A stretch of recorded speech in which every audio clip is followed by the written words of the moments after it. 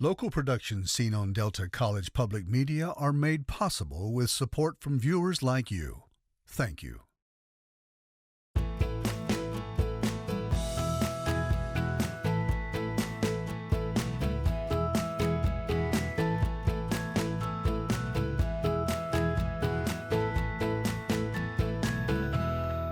Well, good evening, everyone. I'm Mike Redford, and this is the follow-up. Coming up on tonight's show, major investment in our state's infrastructure, including roads and bridges, is needed to reverse the declining population and grow our state's economy in the future.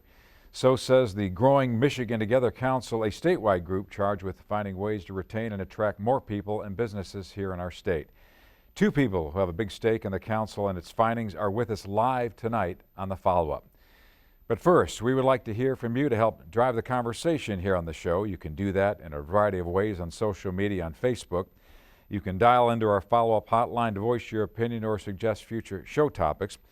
You can also comment on YouTube as well. And if you'd like to watch any of our past shows this season, just log on to deltapublicmedia.org. Now for our guest tonight, live in studio, Lance Binoniemi. He is the Vice President of Government Affairs with MITA, the Michigan Infrastructure and Transportation Association. Thanks for coming in. And J.W. Fisher's been on the show before. It's been a little while, but he's owner of Fisher Contracting. And sort of correct me if I'm wrong, you're kind of into the heavy highway civil infrastructure contracting business. That's exactly right. And you're a civil engineer, and I'll let you talk a little bit more about your company in a little bit. Before we dive deep in our discussion tonight, I have a comment from one of our viewers who dialed into our follow-up hotline, which I just promoted, because we did promote what this show was going to be about tonight. So he dialed in. He has some thoughts on the declining population and maybe some proposed solutions. So let's run that. Why is Michigan's population dropping? Well, let's start with education. We're in the bottom quarter ranking in the United States, lower than neighboring states. Roads. Michigan has the highest truck weight limits in the United States. It's the same as a weight limit on a rail car hauling iron ore or coal or whatever they do by the house. So you kind of heard that. He talked about some the roads, the bridges, resolve some of the declining population. Those need to be improved. He talked about education. So any initial comments right out of the gate? Sure. I mean, he's actually right, and it's absolutely why the governor formed the Growth Council, was to find out exactly what was attracting people or leaving people from the state. And education and infrastructure are two of the largest components to attracting people to this state. I will say something about the truck weights. He's correct. We do have some of the highest truck weights in the nation. What we do different in Michigan than we do in any other state, we have the lowest truck weights per axle. So we spread out that weight across those axles to ensure it's doing less damage. And there's a lot of studies that prove that actually is more effective.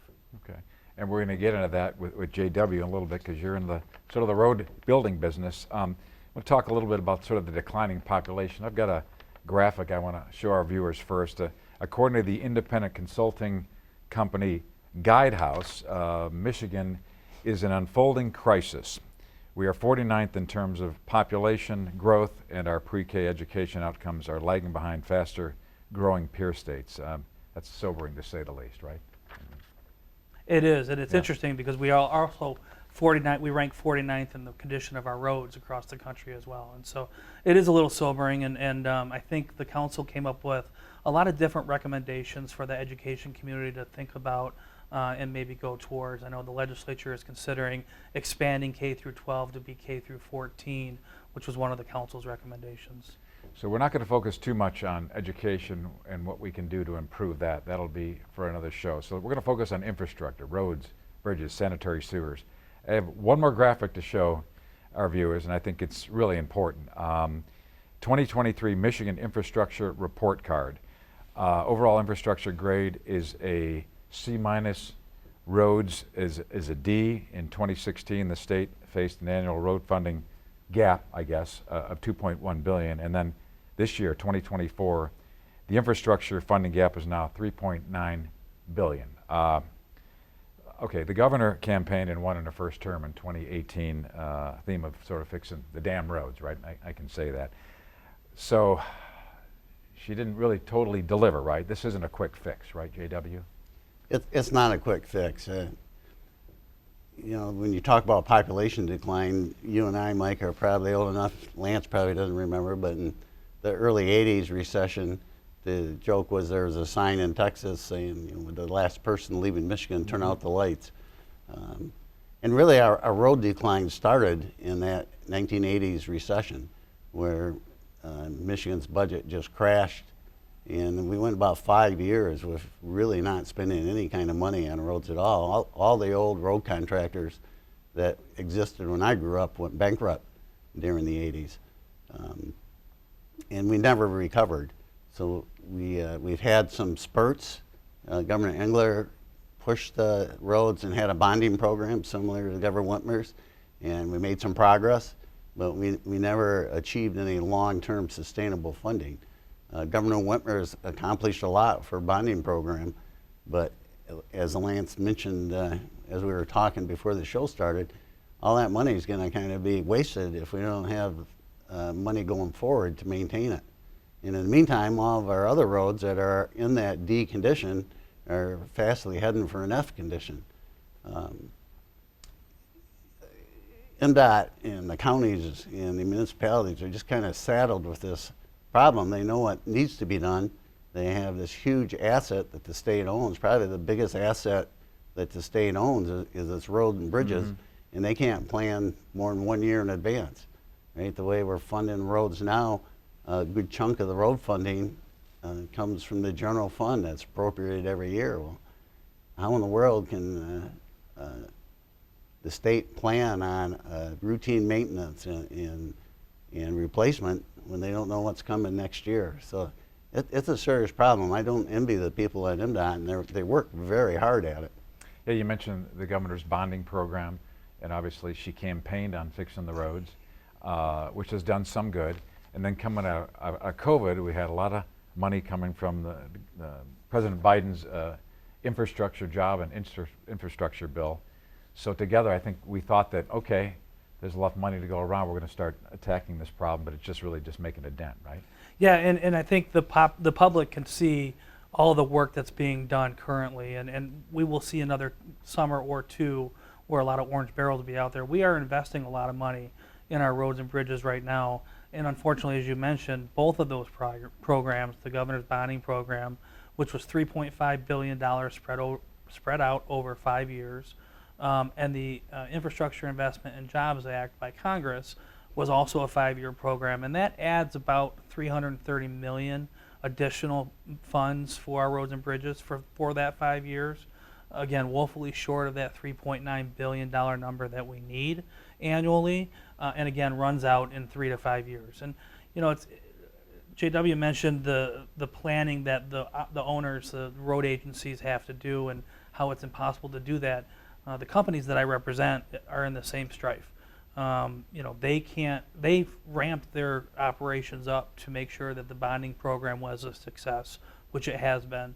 And all the investments that are being made are being done efficiently, on time, and done right, which they all are. But those investments, you know, came at a price, and our members have invested significantly in their operations. And so they aren't able to plan 5, 10, 15 years in advance either. And they want to hire for careers. They don't want to hire for jobs.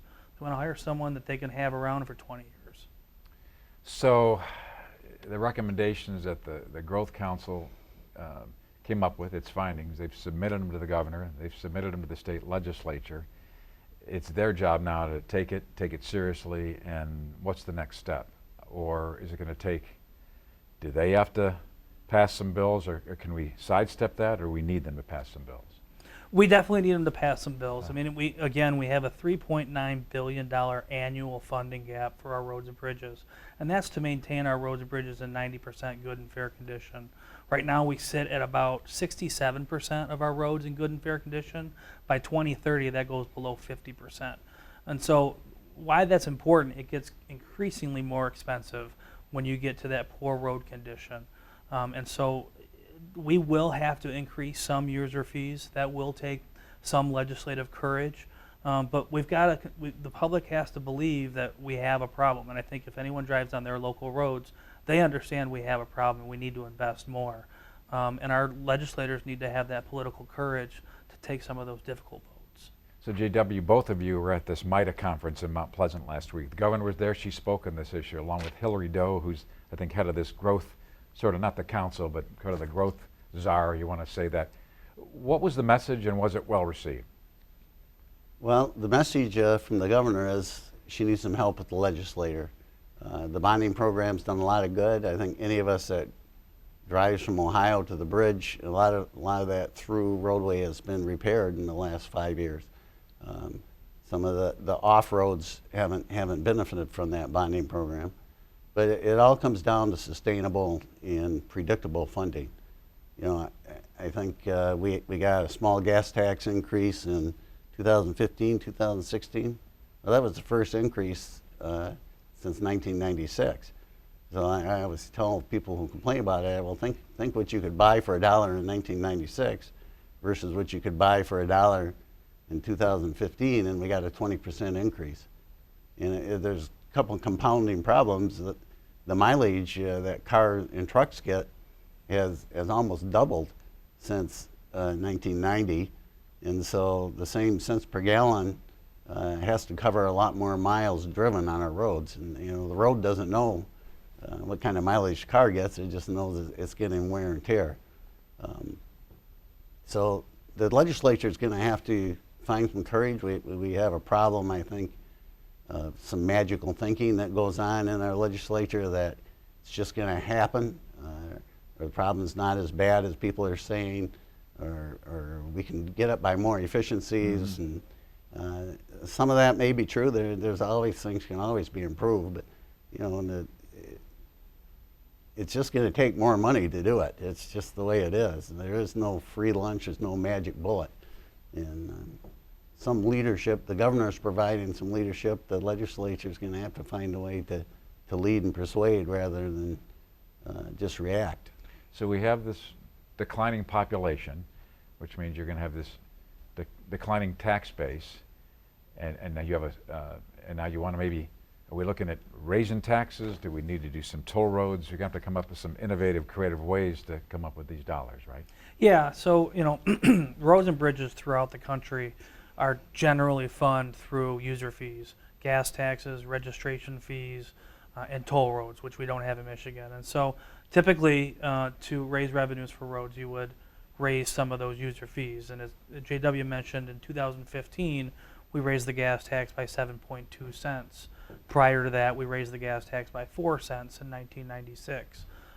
It's clearly not kept up with the need for our infrastructure that we have. And so we are talking about some increases. Some other states have used some unique ways of increasing revenues for transportation. They've had some delivery taxes on Amazon packages or online purchases. We've had per kilowatt hour charges on public charging stations for electric vehicles. A lot of states, 20 or so states, are now developing to get away from a gas tax because it is a declining revenue source, going towards more of a vehicle miles traveled system. And so we think that's the most equitable way to really assess a fee on the individuals and the drivers that are going on the road. What a lot of people don't understand, electric vehicles are not paying their fair share when it comes to the gas tax. And not only that, but they are generally heavier than your typical internal combustion engine vehicle. And so they are not paying their fair share, and they're theoretically doing more damage to the road. So JW, I know you're sort of based in Midland. Your company has a long history, going on 100 years, right? We are, yeah, next year. 2025. But you branched out. You're in Tennessee, you're in Kentucky. What's sort of the business climate there in relationship to road funding and that sort of thing? Well, their roads, unless stipulate they don't have our winter conditions down there, which is a big advantage, but their roads are much more well funded down there. They're kept in top-notch condition. They pride themselves on it. The business environment seems to be better. I mean, if you drive around Nashville, they're building houses so fast you can hardly believe they could find enough lumber to do it. Part of that, and I think young people like to go down there. Nashville is, an attractive spot, but Detroit could be an attractive spot and is an attractive spot. So I love Michigan, but going to work and getting licensed and set up to work in Tennessee, Alabama, Mississippi, Kentucky was just a much easier process. The bureaucracy, you still have to do it. You still have to license. And in some ways, their licensors requirements are stricter than Michigan's, but the process of getting there is easier. It's just more welcoming. So I guess you're kind of dancing around that. A bigger issue could be sort of the business tax structure in the state. Does that need to change a little bit overall, not just connected to pumping more money into the infrastructure?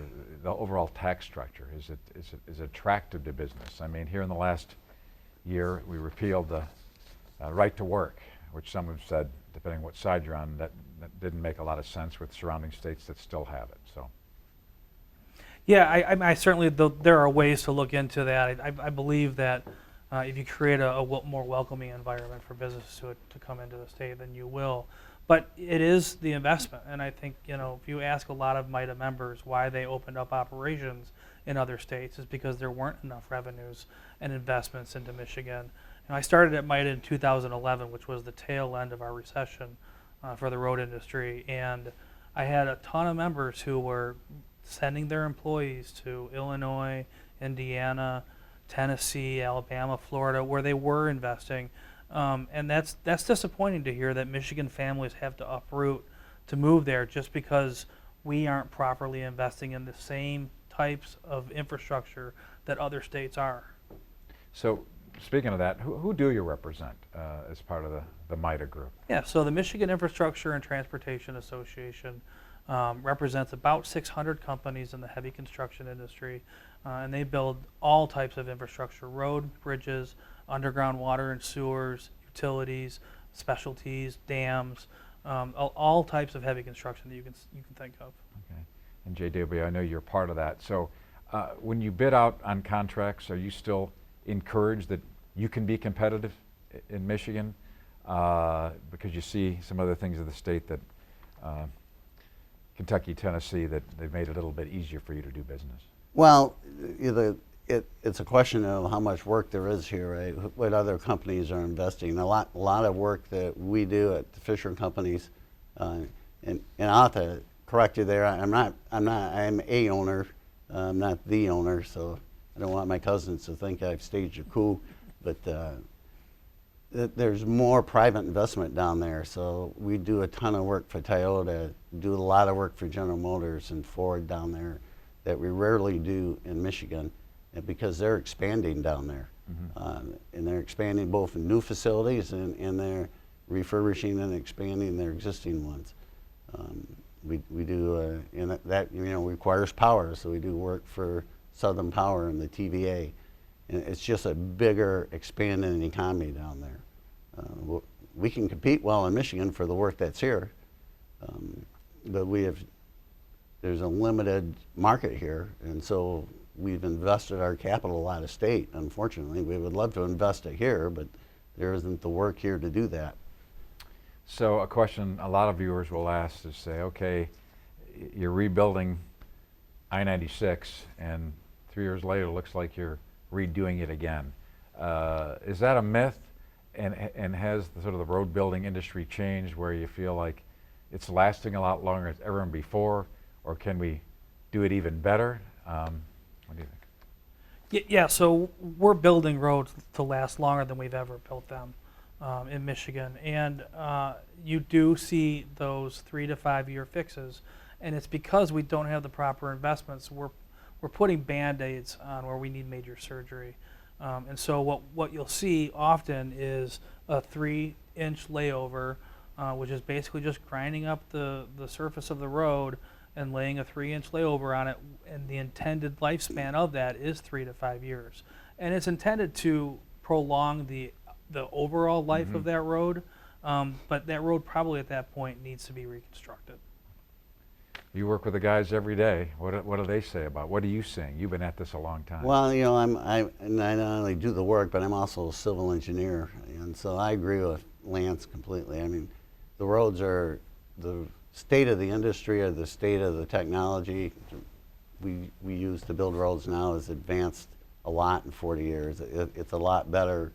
The pavement sections are better. The subbase is better.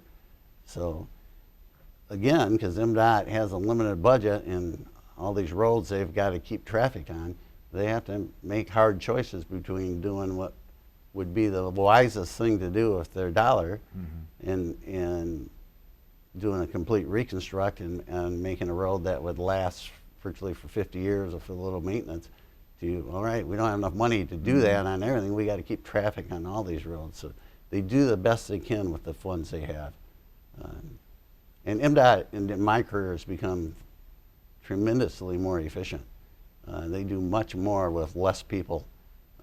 It's been a case of attrition in their workforce there through retirement for the last 40 years. And they're really almost the poster child for a government agency that has privatized their work. So they hire consultants, they hire design out. All the contracting work is done by private contractors. Speaking of workforce, how are you doing with that? Do you hire other civil engineers straight out of like Michigan Tech, for instance, or are you getting other folks? And we talk about this 18 to 34 age group, right? They're the ones that are sort of leaving. We've got to keep them here. How are you doing with that age group? So we do really well, but we work hard at it. We do hire engineers out of Michigan Tech. I wasn't aware there was another engineering college here in the state. It's a good one. But so we probably, I think we have 6 or 7 engineers under the age of 35 working for us here in Michigan. And some of them are construction managers. We hire mainly from Ferris and for construction managers and civil engineers from Michigan Tech. But we work hard at it. We co-op, we get kids in the shop, we intern college kids, and a lot of those kids become our permanent employees. Both ways, both on the office and engineering side, and they move right into apprenticeship programs with our unions. When I got out of school in 1979, all the old guys were saying, "Oh, these baby boomers won't work." You know, they grew up watching TV, and right. Now we're all saying, "Oh, these millennials or Gen Zs won't work. They grew up with their face in the phone." It's the same story, and, right. And we're finding lots of good young people to work for us, with good work ethic, smart people, all up and down. Just got to work at it. Oh yeah, absolutely. It's nothing like hard work, right? Lance, I want to go back to the council a little bit. Who was part of this council? And I know that they had like 5 months to get this work done, that's a heavy lift in a short amount of time. So tell me a little bit about that work. Yeah, it was a heavy lift, and not very unsimilar to the 21st Century Infrastructure Council that they had back in 2016, where they were tasked with 6 months of work. But they met often, and there was a lot of work done. A lot of different personalities on that council, coming from all different varieties of industry and across the state. You had infrastructure experts, you had education experts, obviously, you had housing experts, local government, tourism. You really had a vast, broad grouping, business, obviously, representatives that put their time and effort into that. And you had some heavy names, some big names on that council that really invested their own personal time and their busy schedules to be on that council. So are you optimistic that the work that they did, the findings that you found and submitted again to the governor, the state legislature, that something meaningful can get done? I mean, again, we've been talking about roads and bridges, sanitary sewers, infrastructure for a long time. I've done it on this show a couple of times. So what's different this time? I'll let you both sort of answer that. Sure. You know, I think, one, we are extremely excited that it's very well received and accepted that we need the money investments that we've been talking about for a couple of years. We have a compelling case to show that, you know, the number continues to grow the longer you wait. And so we are hopeful because of this governor. We are hopeful because she was the Fix the Dam Roads governor, and she has done in what her power has been in her first term to do that. And we're extremely hopeful, and the message she delivered at our conference gave us some more hope that she will try to lead this legislature into finding a long-term sustainable solution to our roads. Ultimately, she's on the hook for this, and she's the one that created that theme, fix the damn roads. So at the end of her second term, if it's not done, she's going to be held accountable to that, right? Are you encouraged at all that maybe something meaningful can be done in this area? I am. Like Lance, the debate used to be on how much was needed. Everybody seems to accept this $3.9 billion gap. The question is, what is the fairest and most equitable way to raise that? And I mean, that's what we have legislatures for, right? Is to battle that out and discuss that and knock it around and come up with a solution. And theoretically, this shouldn't be a partisan issue. Right. It's an asset. We need transportation. We need these assets to function well if this state's going to grow. And I think that message will get across. It's always difficult. We got an election season coming up, and where that'll happen before the election or after. But I think the legislature will get there.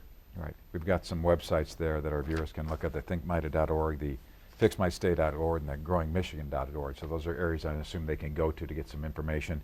What else can our viewers do to affect some change here? Sure, and thank you for promoting the websites. The fixmystate.org is, like the council, a very broad coalition.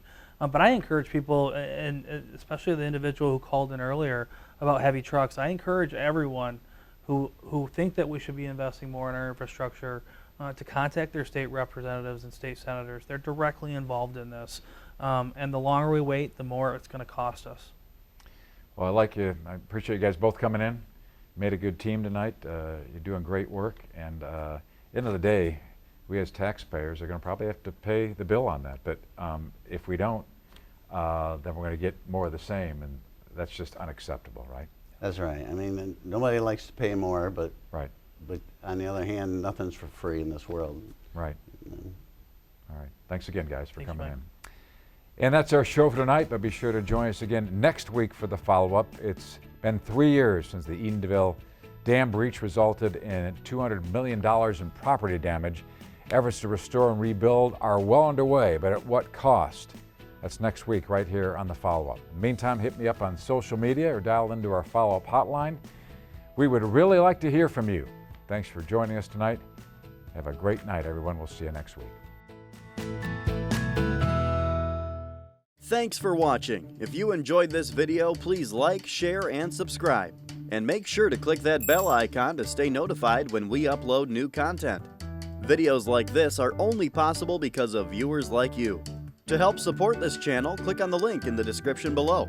We'll see you next time.